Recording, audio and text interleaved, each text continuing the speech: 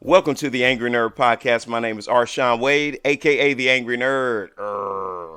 The Angry Nerd Podcast is taped in front of a live Facebook audience from my mom's basement.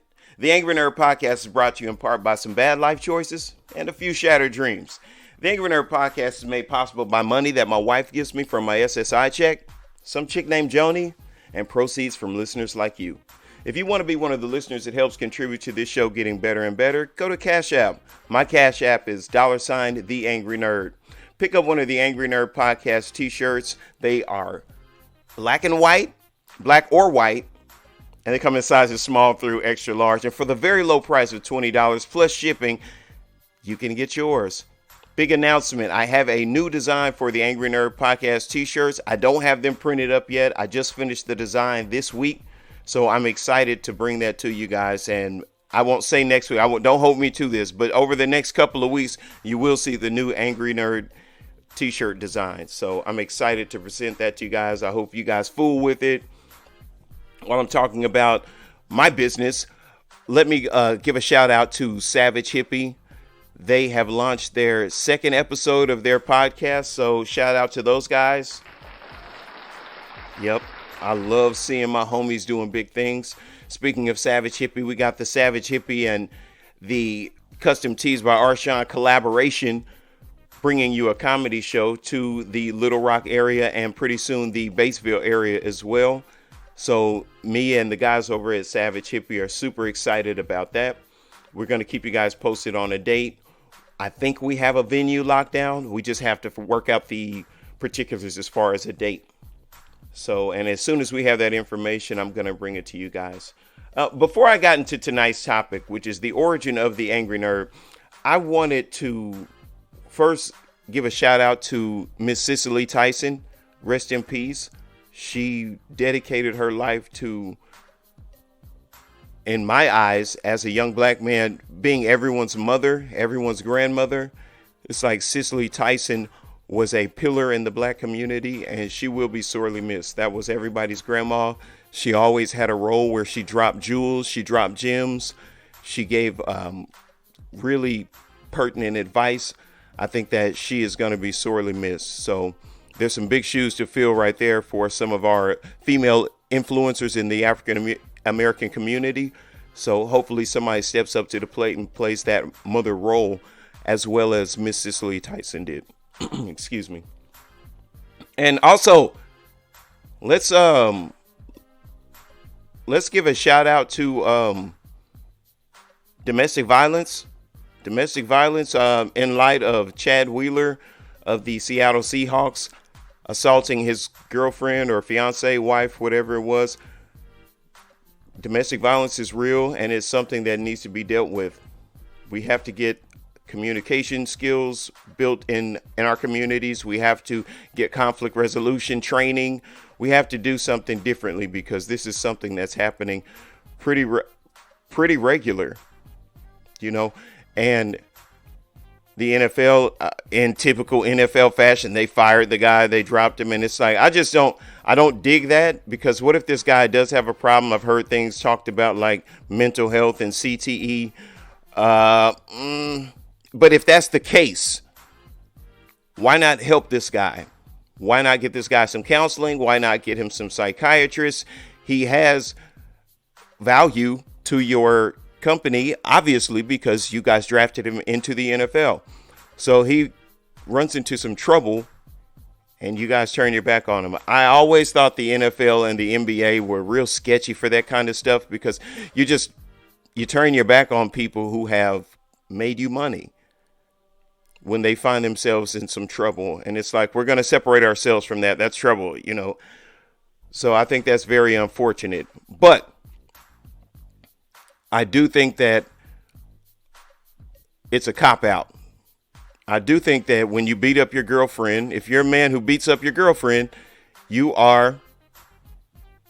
should be locked up. Something on the legal spectrum should happen to you. So I don't think that this guy should get a pass just because he was in the NFL. I don't think that he should get a pass for any reason. I don't care if he had mental health issues, if that's the case. But I do think after he serves his debt to society, I think that the NFL should foot the bill on getting the guy some help if he does, in fact, have a mental issue. So that's my piece on that. But anyways, tonight's topic, the origin of the Angry Nerd. People often ask me, how did I get involved in the podcasting? How did I get involved into, where did this Angry Nerd guy come from? Who are you? What makes you the voice of social commentary? You know, what makes your perspective valid? Well, once upon a time, I went to college. And I wanted to study broadcast journalism. I had an idea that I wanted to take information from the mainstream media and break it down into digestible chunks for people from the low income communities. And the craziest thing happened in college. I didn't go to college right out of high school. I was one of those people who took a year off, so and wound up in jail. So I didn't take the traditional route, but later on in the game, I did decide to go to college. And I think I might have been on the run too from some minor legal issues. But anyways, I went to college, and that was my major because people always told me how well I spoke, and people always told me I always have an opinion about pretty much everything. And I usually gather enough information about a subject to speak educatedly on it, pro or anti. So that was always like one of my gifts. So I was like, yeah, that's what I want to do. I was talking to the academic advisor. Yeah, this is exactly what I want to do with my life. I want to be talking to people. I want to present information. I want to spread information. That's my get down. But I recognize that a lot of people from the area that I lived in or that I grew up in, when you listen to the news, usually when it's politics being spoken about, oftentimes most regular everyday working people don't have the slightest idea what the hell's being said. You know, every now and again, I'll be in a restaurant and I'll hear the people in the booth over next to me talking about politics, and you'll see that these people actually have no clue. They actually have no clue. And I was like, I think that's a grave miscarriage of information, of the spreading of information, because I think that the media should be presented to the people in a fashion that people can digest, in a fashion that people can understand and receive. And oftentimes that's not the case, especially when we talk about important things like politics. That's when it gets sketchy, is because you got to understand that these are the policies and the rules and things that guide and govern our lives in this country, and it's being presented in a language that most people don't understand. So that was my motivation. But what actually happened was, because you got to remember, I was about 24 or 25. So most of these kids that I'm in school with, this is their first time being on their own. This is their first time being away from home and everything like that. I already had an apartment and a car and a job. So I essentially became like the black Stifler, like, hey, party at my house.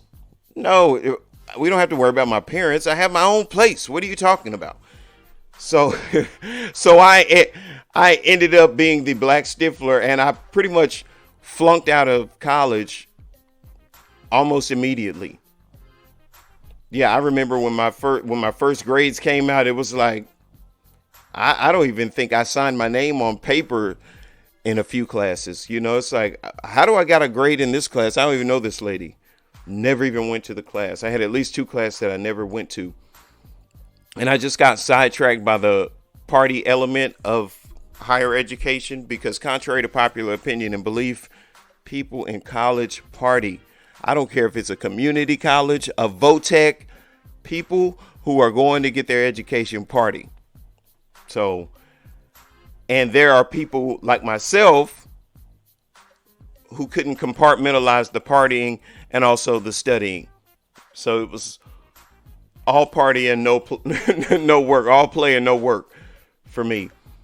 And so I flunked out of school, and I just lived life. I just lived life, but it was something that I always wanted to do, was to do a podcast or to be on radio or some type of career path that involved me talking to people and things like that. So later on in the game, after I was kicked out of school, I wound up in jail. So I went to jail. And while I was in jail, I got involved in the SATP program, the Substance Abuse Treatment Program. That's what it's called. And because I had what do you call that? A drug charge. I had drug charges. So when you get a drug case in the state of Arkansas, you have to then take a drug rehabilitation program while you're incarcerated. Let me paint this picture for you. Anybody who's ever been to rehab, imagine being in rehab in a therapeutic environment inside jail. Yep, it's that bad. And it's exactly what it sounds like. A bunch of convicts in a treatment environment. And anyone who's ever been to treatment or therapy or rehab knows that it's a different world. It's a totally different world when you've gone to rehab. So I find myself in this program, and I hated being in the program. I don't want to stir the pot on some old shit, but I resented being in the drug program because the only reason I had a drug case to begin with was because I took the rap for whatever happened in the car that day. So I resented the fact that I was like, I'm not the person that should be taking. I resented the fact that I had to take this program. And one of the counselors, who later became a good friend of mine, a mentor, she's just an awesome person all the way around. And for out of respect for her and her life, and not to complicate anything, because anytime men and women are friends, people always side eye that. So that's why I wouldn't put her name in the mix. But she ended up becoming a good friend and mentor, and someone who I still get advice from every blue moon. Every blue moon, I'll have one of those life situations happen. I'll have to be like, hey, sis, I need you. Thank God it's been a while since I've had to actually do that. But I do need to lock in with her because that's my people. But anyway, she told me, listen, try this life out. Try this for 2 years. And if your life hasn't gotten significantly better in 2 years of living by the rules of this program, then you can go back to living however you want. Go back to the street life. But I challenge you to take this lifestyle on for 2 years and really be about this lifestyle. And for those people who knew me when I was in my past life, they know I was 100% sold out to the things that I was involved in and to the things that I was doing. When it came to throwing our fingers in the air in a certain kind of way, I know by the way that I'm dressed, people would probably think I play for this team, but I actually play for the other team. For those of you who are on Spotify or Podbean who can't actually see what I'm wearing, I have on a red flannel and a red and black hat. But when I was in my career as a street person, I didn't wear red. That's all I'll say about that. But anyways, so I said, all right, I'll take the challenge. I will give you 2 years of my life. I got to be in jail anyway for the next 2 years. I'll give those 2 years to you. And I will 100% sell out to this program and to this style of living. And the same way, the same zeal that I attack street life with, I apply that energy to the program. And even though I was skeptical and I was pretty much a pessimist about it, like, this ain't gonna work, this ain't no information here that's gonna change anybody's life, I'm gonna get out, I'm gonna go back to doing what I was doing and living my life diabolically. Why? Because I'm the bad guy, and that's my role in life. You look at a movie, you look at the script, you got the good guy, you got the antagonist, and you got the protagonist, and I am the antagonist. That's me.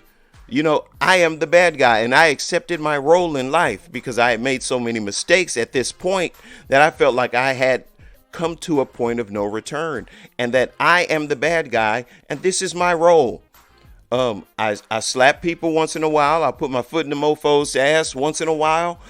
I take things from people if I feel like they don't deserve them. You know, that's who I am. I'm the bad guy. The cops, the good guys, every now and again, they catch me. This is a part of my life, and I accept that. That's where I was at in my life, and I said, you know what? Fine. I'll take your challenge. I'll take your challenge, and I guarantee you, listen, after this 2 years is up and I walk out of this gate, I'm going to say, told you. Well, I have you know that I did sell out to that program, and I sold out to a way of living that helped me be as successful at living life free today. And I sold out to that lifestyle, and I learned a different way of doing things. And I started to develop these urges, like I need something greater than myself to be a part of. And that started with counseling other inmates. I started being a part of something larger than myself. I had a need, a want, an inherent inkling that I was supposed to be doing something bigger than me. And that transitioned to boxing. Got into boxing with the Pine Bluff Boxing Club. Won some fights over there. Got involved with some people at the national tournament. Moved to Little Rock. Met people at Rock City MMA. Several different people in different areas of my life. Got to the point to where I'm practicing mixed martial arts. I'm living the dream. I met my wife. I ended up having another kid. Like, wow, life is great. People often ask me, do I regret it? I don't believe in regrets. I think regrets are bogus. I think that regrets are bogus. Oftentimes, I don't think people regret the things that they have done, even when it's something bad or something bogus. I think that people regret the consequences that they received from it or the results that they got from that situation. Because if the situation was profitable, if the situation worked for them, if the situation provided something good, I think that whatever happened, bad or otherwise, was necessary. So that's usually how I answer that, because I will talk openly about the lifestyle that I once lived, not to glorify it, but to let you know that that's where I was at and that's where I came from. And I'm not going to act like that didn't happen. And I'm not going to act like there aren't residual residue, like there isn't residue left over from that lifestyle. I'm still rough around the edges. My first thought is to jackmack something. Like my first thought, cut off in traffic, is not good. It's typically diabolical. But what I did learn was a design for living that helped me combat those negative thoughts and those negative character traits and those negative beliefs, those limiting beliefs.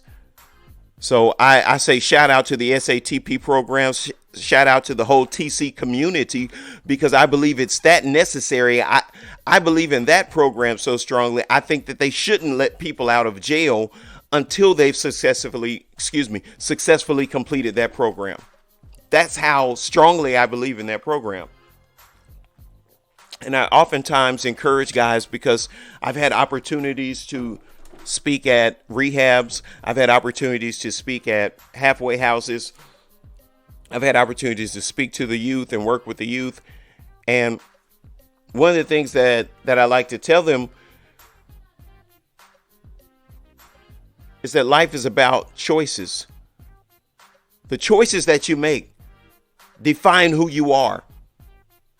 I said I made bad choices and I got bad results. I made good choices and I started getting good results. It was that simple for me.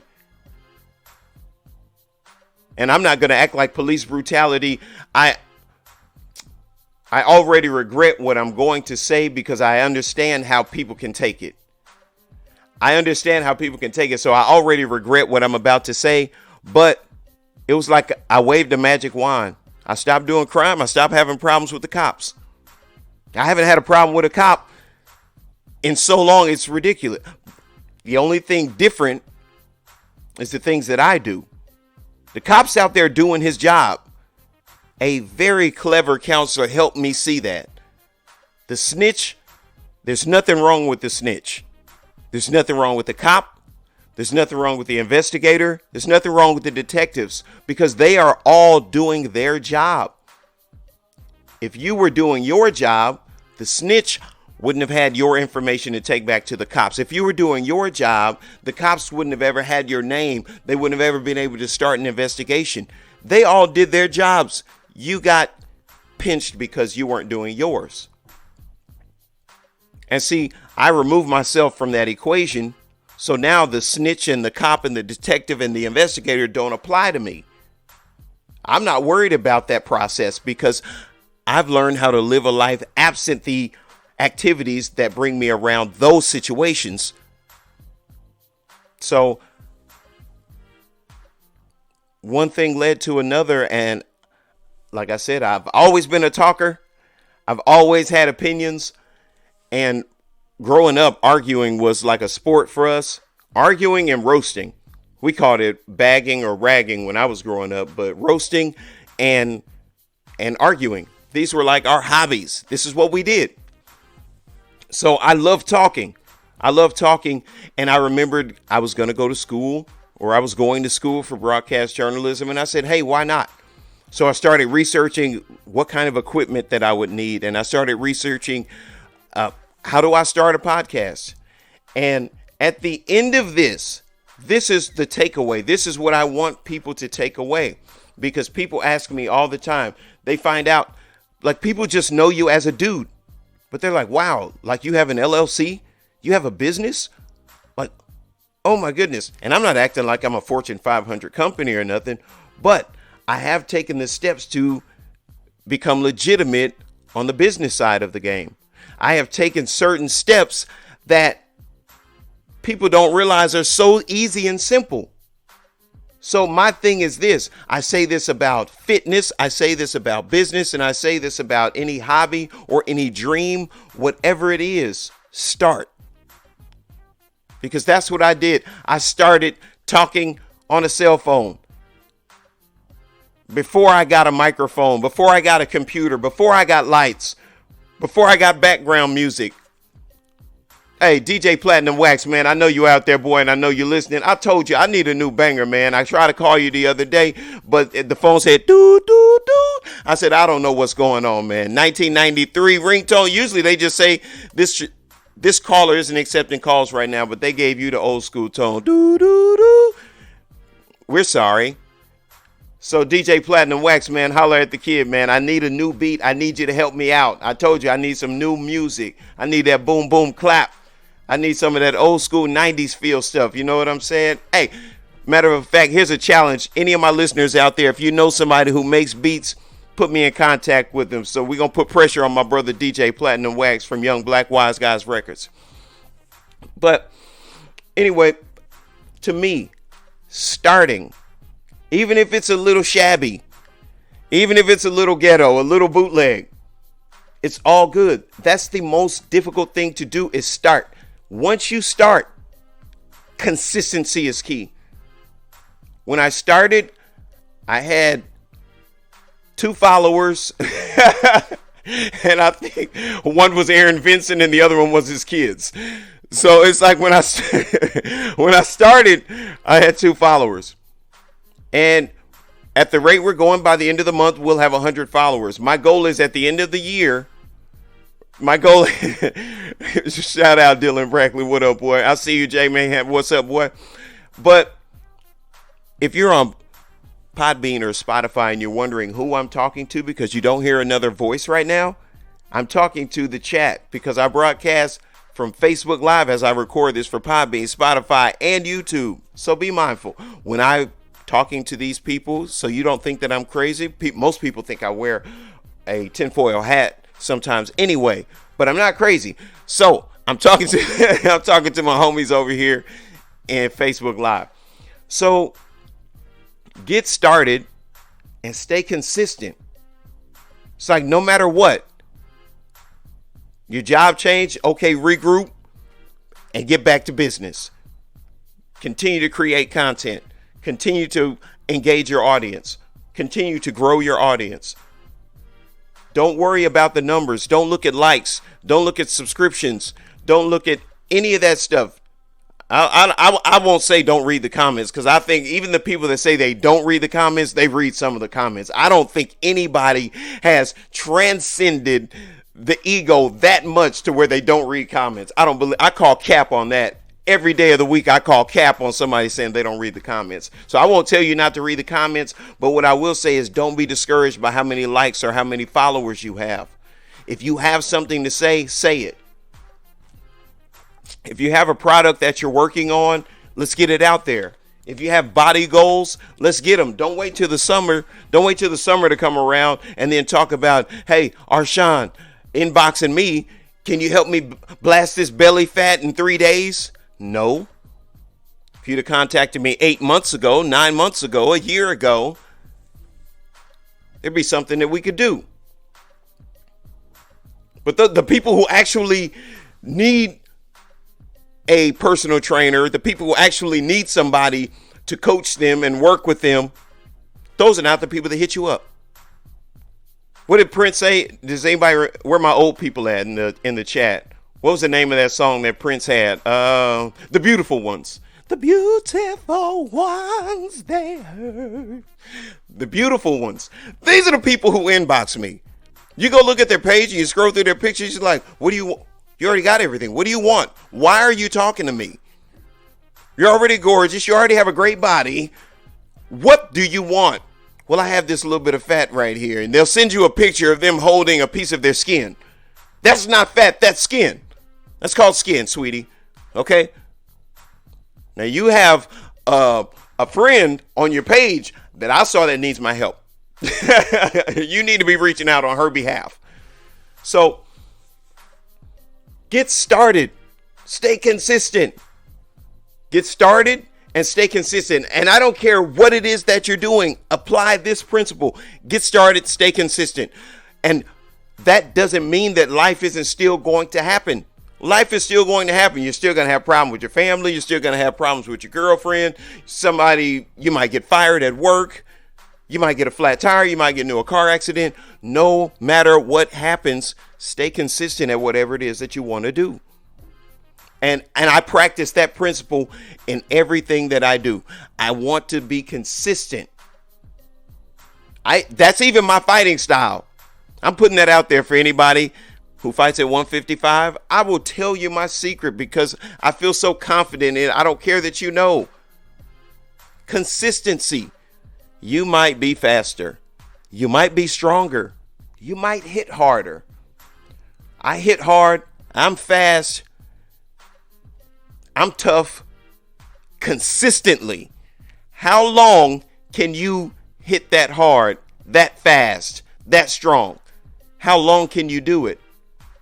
How long can you be stronger and faster than me? I can consistently be as strong and fast as I am for 3, 5, 10 rounds if need be. And that's the kind of energy that you need to have in order to be successful in whatever endeavor it is that you embark upon. I don't have to be the best. I don't have to be the biggest. I don't have to have the biggest platform. I'm going to be consistent. I won't let you outwork me. I think that's Eric Thomas who says that. Your dad might own the company.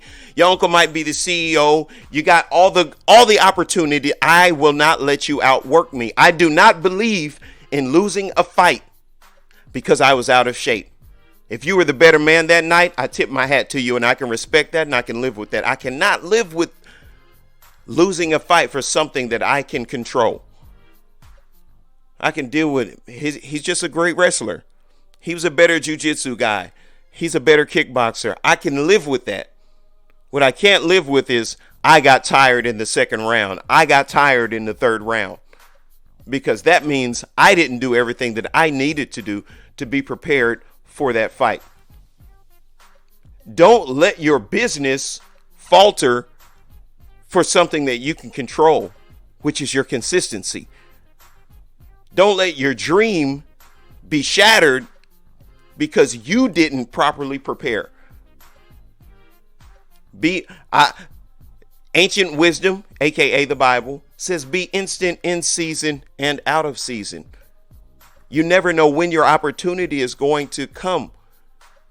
But I promise you, you will kick yourself in the ass if you aren't prepared for the opportunity when it gets there. Same thing I tell all these women who want this unicorn of a man. You know, the greatest guy in the history of guys. What are you doing to prepare yourself to be ready for him? You're praying, please, God, bring him to me. Bring me Idris Elba. Bring me Brad Pitt, Lord. What are you doing to be prepared to receive that blessing? So my thing is this, creators, content creators, I don't care if you're a samba dancer, a crafter, whatever your get down is. If you're a fighter, if you're an artist, whatever your get down is, get started. It's a real thing. Some people are afraid of success. There are people who are afraid of success. And I used to be one of them. That's the reason I can speak about this and to this is because I used to be one of those people who's afraid of success. What if they don't like me? What if no one listens? What if I embarrass myself? What if I say something stupid?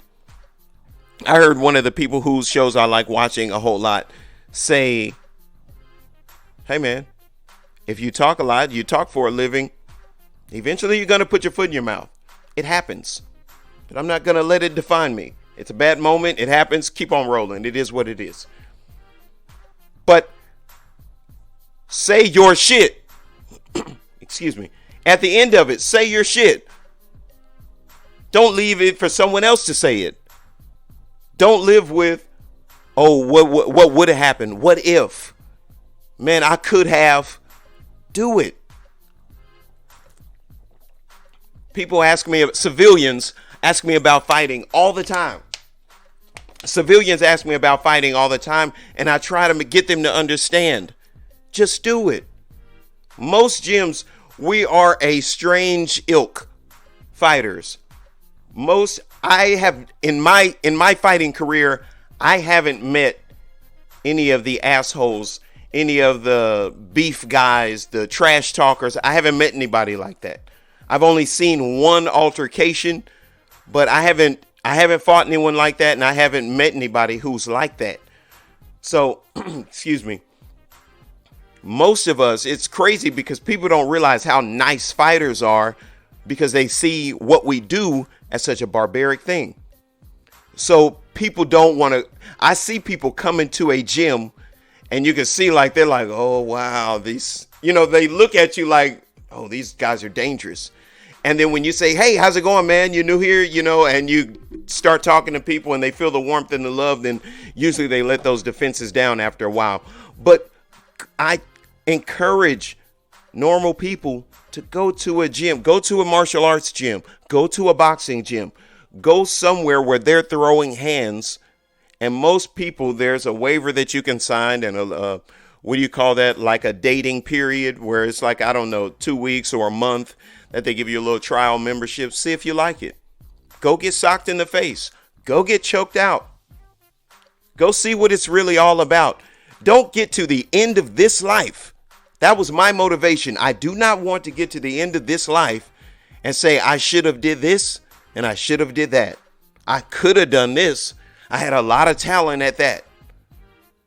People often ask me, wait a minute, how do you do a t-shirt business? You're a mixed martial arts fighter. You're a full-time employee. You're a parent. You do a podcast.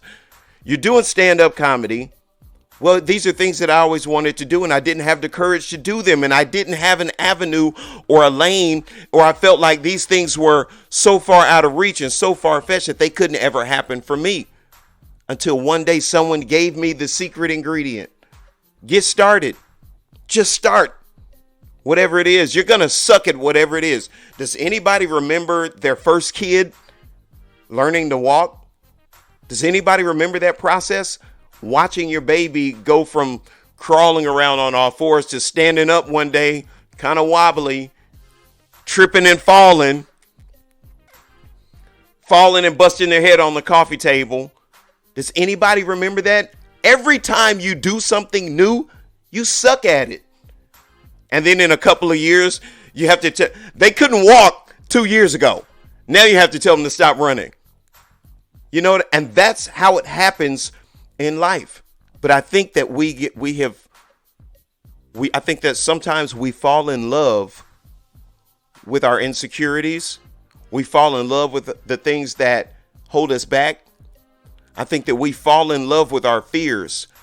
If I let go of the fear and I do this thing, I'm actually doing it. And I have an ability. I have set the stage to fail. If I never do it, I can never say I failed. But if I do it and I fail, I will always have that failure on my resume. No, fail forward. That's a phrase that I have come to really enjoy. When you think about that, failure is inevitable if you embark on any endeavor, whether it's business, a hobby, a workplace, softball team. Failure is built into everything that we do. You can't be afraid of failure. That's an irrational fear. You can't be afraid of failure. You have to think on the bright side. Don't be too grandiose in your thinking, but at least be reasonably optimistic.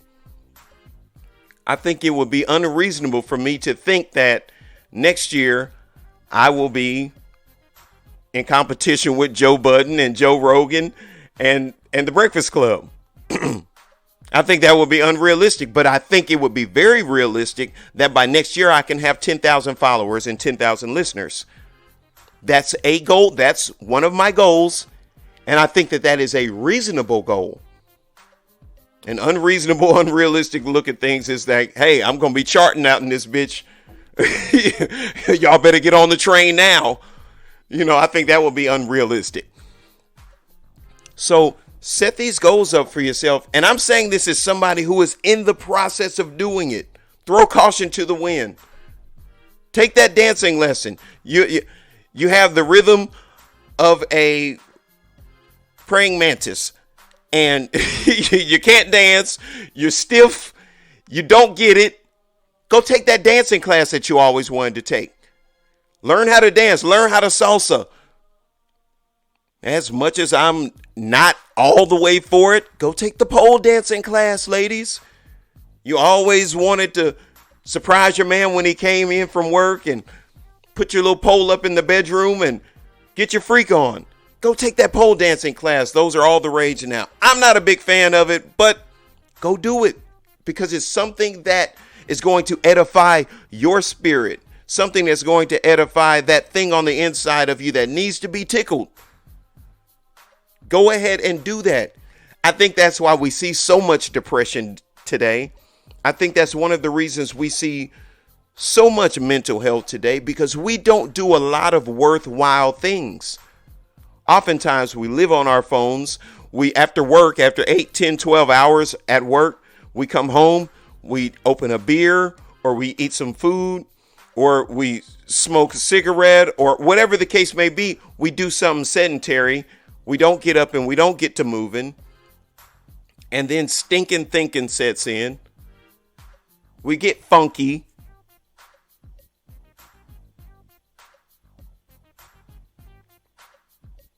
So what I'm saying is you got to get moving.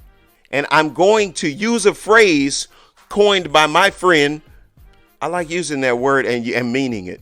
By my friend Dylan Brackley over at Savage Hippie, because it's one of the new shirts that are getting ready to drop. I don't know if that shirt already dropped or if it's getting ready to drop, but progress isn't made motionless. You have to be about your beeswax. Progress is not made motionless. You're not going to ever get there if you don't get going. I wouldn't be where I'm at today, excuse me, if I hadn't started last year. If I never started last year, I wouldn't be here today. So what I'm saying is get started, get the ball rolling, and then deal with what comes. I feel like one of my favorite rappers from Houston, Zero. He said, I done come a long way, but it's so far to go.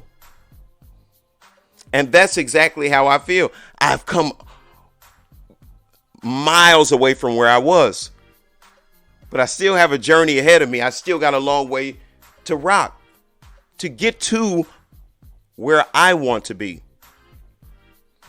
I know that there are a lot of people who know who I was that are super proud of me today.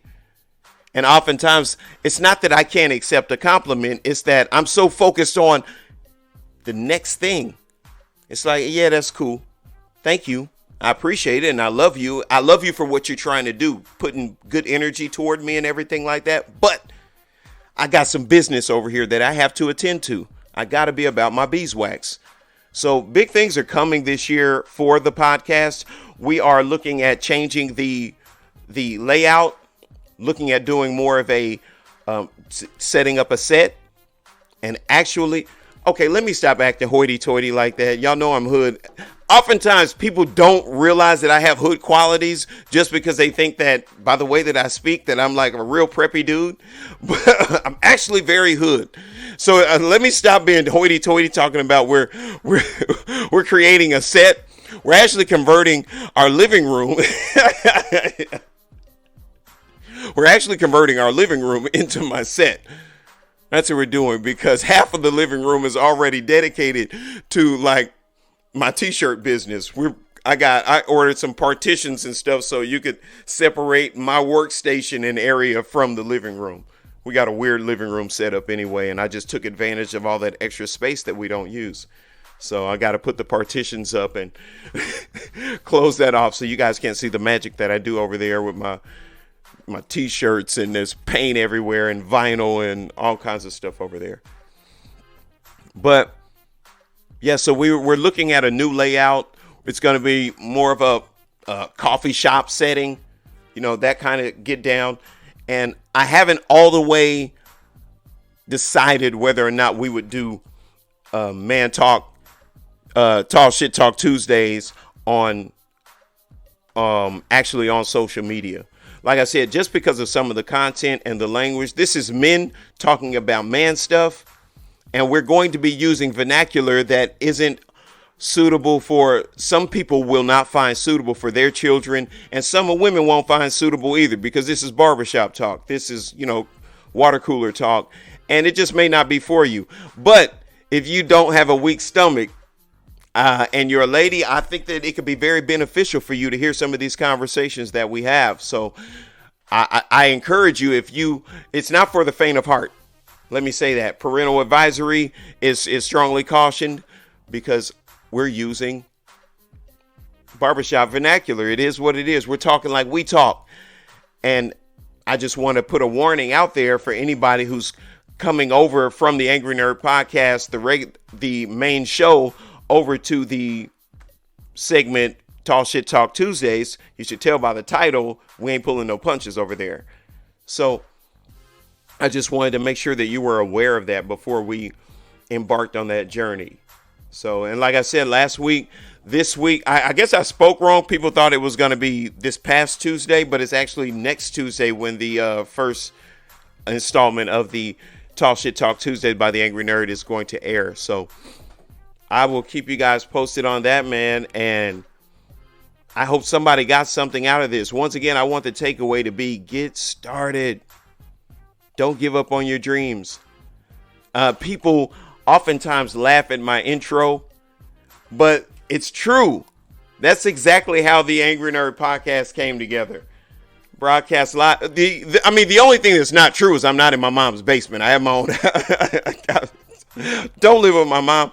But that was my original idea because people that know me know I used to skateboard and stuff like that too. It's like I've lived a fascinating life, and there's actually a book that I'm writing. I'm actually writing 3 books right now. I'm actually writing 3 books at the same time.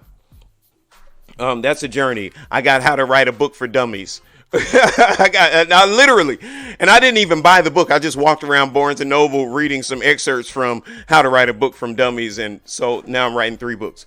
But I've lived an eventful life.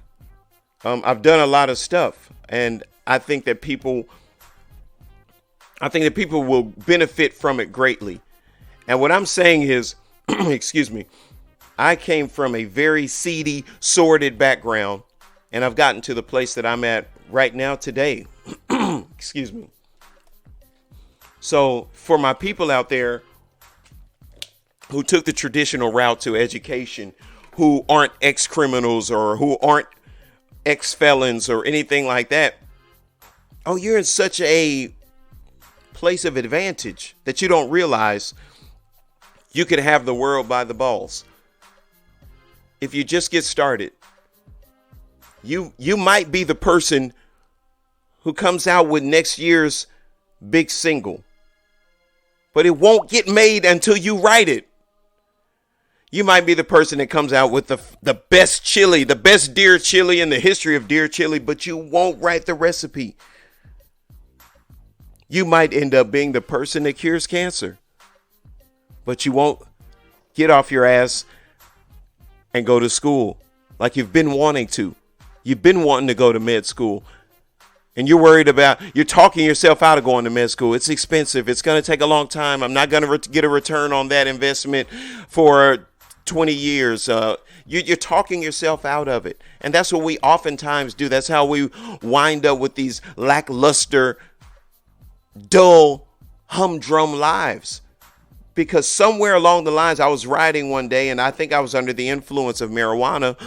And I asked myself, I think I was definitely high, because I asked myself, hey, man, when did you lose your dinosaur?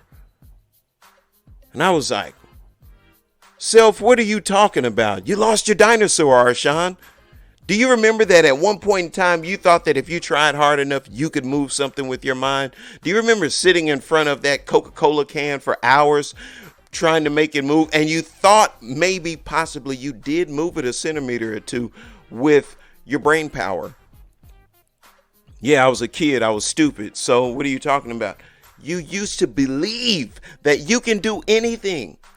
You used to have this belief, this fearless belief. I can do anything. I can put my hands on it. Let me around it. I can figure it out. You had this belief. When did you lose that? And I was like, oh, I hadn't thought about that, man. You know, rents do. And he was like, yeah, but what if you can pay the rent and you can also chase your dreams? What about that? I never thought about that. That's what I told myself. And I felt compelled to share. I was reflecting on that. And I was like, I remember having that conversation with myself. And I felt compelled to share that because I think that a lot of people are on the fence. And I think at this point in time, especially if you're around my age, if you're in your 30s, all my millennial brothers and sisters out there, it's time to shit or get off the pot. It's time to excuse me. It's time to be about your business or be content with where you are. So many people are dissatisfied with the quality of life that they have that it's unreal. Do something about it. Let's get the ball rolling. If you do nothing else but go buy yourself a motel, put in some vacation days at your job that doesn't value you anyway. Put in 3 vacation days, and then in those 3 vacation days, go get yourself a suite. Just you. Get a babysitter if you got kids. Get away from everything and everybody. Don't turn the TV on. Sit in that room for 3 days with just yourself and figure out what it is that makes you tick. Figure out what makes you happy. Figure out what you love, what you value. Don't leave that room until you get to that place. I mean, unless the 3 days is up, because then they'll get you for like squatting or something like that. But in those 3 days, dedicate yourself to figuring out what is that thing. And I guarantee you, once you start pursuing that thing, a lot of your depression is going to subside. I didn't say it's going to go away. I didn't say it was the end all be all and you're never going to be depressed again. A lot of your depression is going to subside.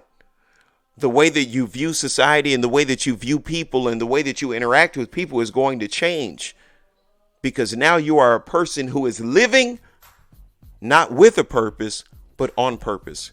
Hey, I don't have all the questions. I don't have all the answers. Sometimes I'm not entirely sure if I know anything at all. And I think they told me that makes me smart. But anyways, I hope somebody got something out of this. My name is Arshawn Wade, aka The Angry Nerd. Peace. Oh shit.